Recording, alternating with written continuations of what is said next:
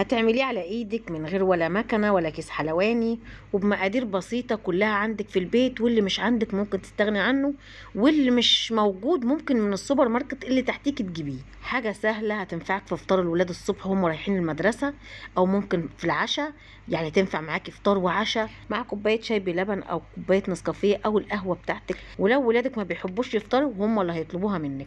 تعالوا نشوف هنعملها ازاي. اول حاجه بجيب الخلاط، بحط فيه بيضه وبضيف عليها باكو فانيليا بطعم البرتقال، لو انت حابه اللي هو بالفانيليا ده يكون بطعم البرتقال. لو مش حابه ممكن تحطي فانيليا عاديه. ودي نص كوبايه سمنه على زيت، يعني 3 معالق سمنه ومعلقتين زيت، يعني نص كوبايه. وبضرب كويس لحد ما لونهم يفتح شويه. طبعا السكر ما ضافش تماما. هحط نص كوبايه لبن، مقادير سهله وبسيطه خالص. وبضرب كويس لحد ما السكر يدوب تماما. كده انا جهزت المقادير السايله. هجيب بقى بوله واضيف فيها المقادير السايله، وبعدين بضيف بقى الدقيق.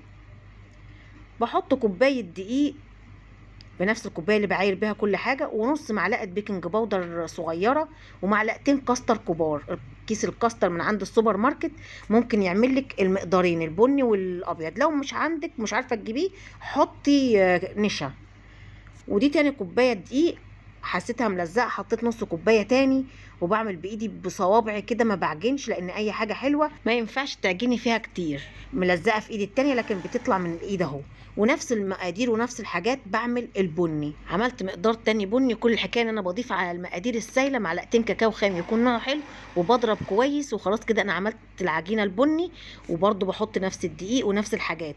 البيضه اخدت معايا كوبايتين ونص دقيق، لكن دي اخدت معايا كوبايتين بس اللي هي البني.